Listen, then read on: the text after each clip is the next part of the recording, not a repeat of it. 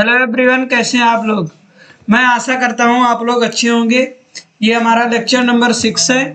आज हम डिस्कस करेंगे कार्बो एनायन के बारे में।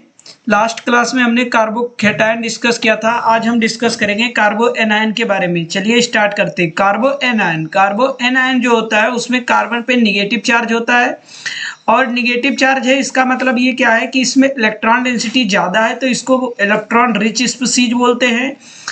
और निगेटिव चार्ज है कार्बन आइटम पे और वेरी स्ट्रांग बेस जो होता है वो न्यूक्लियोफाइल की तरह वर्क करता है। ठीक है। और जो ये कार्बो एनायन होता है ये फॉर्म्ड जो होता है ये फॉर्म्ड होता है by the heterolytic fission of the covalent bond. Covalent bond के हेटेरोलिटिक फिशन से ये फॉर्म होता है। ठीक है। जो हमारा ये फॉर्म होता है ये कौन से फिशन से फॉर्म होता है, कार्बोकेटायन भी और कार्बो एनायन भी वो फॉर्म होता है हमारा हेटेरोलिटिक फिशन से। कौन से फिशन से? हेटेरोलिटिक फिशन से। हेटेरोलिटिक फिशन से हमारा ये बॉन्ड फॉर्म होता है। ठीक है। अब हम नेक्स्ट इसमें देखते हैं कि इसका क्लासिफिकेशन क्या है। तो अब ये एग्जांपल है, जैसे ये कोई बॉन्ड है। अब इस बॉन्ड में देखो, ये बॉन्ड यहाँ से टूटेगा, टूटने के बाद हाइड्रोजन कम इलेक्ट्रोनेगेटिव है तो इसलिए इलेक्ट्रॉन डेंसिटी CH2 पे चली जाएगी। तो इलेक्ट्रॉन ये क्या होगा, इस पे इलेक्ट्रॉन डेंसिटी बढ़ गई। इलेक्ट्रॉन डेंसिटी बढ़ने के कारण इस पे नेगेटिव चार्ज आ जाएगा और इस पे पॉजिटिव चार्ज। ठीक है।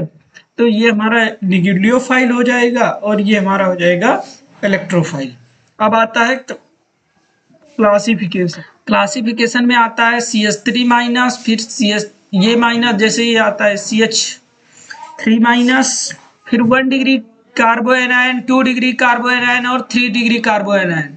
जो 2 डिग्री कार्बो एनायन होता है वो होता है आइसोप्रोपिल कार्बो एनायन और जो 3 डिग्री होता है वो होता है टर्ट ब्यूटाइल कार्बो एनायन। ठीक है। अब देखिए जो इसकी स्टेबिलिटी होती है वो सबसे ज्यादा होती है CH2 की, फिर 1 डिग्री, फिर 2 डिग्री, फिर 3 डिग्री की। जबकि कार्बोकेटायन में अपोजिट होता था। इसमें ऐसा, अब देखिए स्ट्रक्चर, तो इसमें दो टाइप का स्ट्रक्चर होता है। पहला होता है पिरामिडल स्ट्रक्चर, दूसरा होता है प्लेनर स्ट्रक्चर।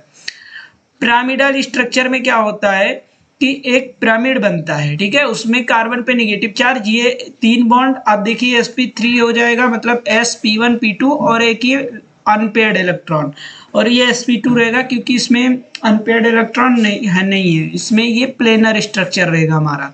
ठीक है।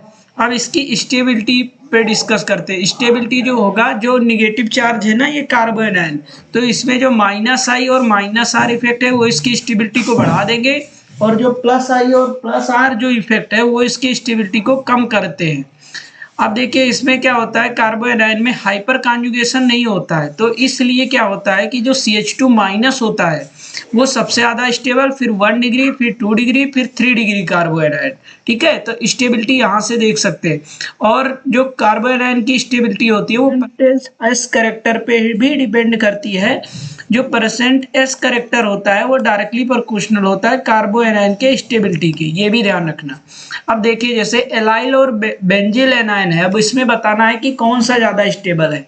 तो सबसे पहले देखिए ये एलाइल एनायन हो गया, CH2 double bond CH single bond CH2।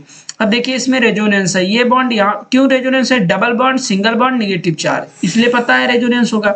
ये डबल बॉन्ड यहाँ शिफ्ट होगा, तो जब डबल बॉन्ड यहाँ शिफ्ट हुआ तो यहाँ से इलेक्ट्रॉन डेंसिटी कम हो गई, यानी इस पे पॉजिटिव चार्ज आएगा और यहाँ पे ये आ गया। अब यहाँ पे ये क्या होगा, इसके 2 रेजोनेटिंग स्ट्रक्चर बने। अब जब बेंजाइल एनायन को लेंगे तो देखिए ये नेगेटिव चार्ज यहाँ शिफ्ट हुआ, ये बॉन्ड यहाँ आया, यानी नेगेटिव चार्ज इस पे नेगेटिव चार्ज, और इस यहाँ पे शिफ्ट हुआ यानी यहाँ पे डबल बॉन्ड, फिर ये नेगेटिव चार्ज यहाँ आया, फिर यहाँ पे गया, तो यहाँ पे अब नेगेटिव चार्ज आएगा और सब कुछ सेम रहेगा। अब ये नेगेटिव चार्ज यहाँ गया, ये डबल बॉन्ड यहाँ गया, यानी यहाँ पे गया। यानी अगर देखा जाए तो ऑर्थो एंड पैरा पे क्या हो रहा है, निगेटिव चार्ज आ रहा है। इस टाइप से हम बनाने में 1 2 3 4 5 रेजोनेटिंग स्ट्रक्चर बन जाएंगे बेंजाइल एनायन में। अब देखिए बेंजाइल एनायन में 5 रेजोनेटिंग स्ट्रक्चर बन गए, एलाइल में 2 ही बने। तो इसका मतलब मैंने पहले बताया था, more the resonating structure more the stability. अगर आपको ये क्वेश्चन है कि बेंजाइल एनायन और एलाइल एनायन में कौन सा ज्यादा स्टेबल है, तो आपको ये रेजोनेटिंग स्ट्रक्चर शो करके ही आंसर देना है। अब जैसे इसके आगे वाला क्वेश्चन है इसमें भी स्टेबिलिटी बताना है। तो इसमें देखिए स्टेबिलिटी कैसे बताएंगे, देखिए इसमें एंड में क्या होता है, कोई भी हम ये नहीं देखते हैं हाइपर कॉन्जुगेशन, तो इसमें हम रेजोनेटिंग स्ट्रक्चर बहुत मेजर रोल प्ले करता है, उसी से हम आंसर देते हैं। अब देखिए इस वाले क्वेश्चन में क्या है कि इसमें हम परसेंटेज एस करेक्टर के बेसिस पे आंसर देंगे। जो ये कार्बन है ये sp हाइब्रिडाइज है, ये sp2 है, जैसे देखो एक s और एक p, ठीक है, और इसमें एक sp p1 इसमें sp1 p2 p3।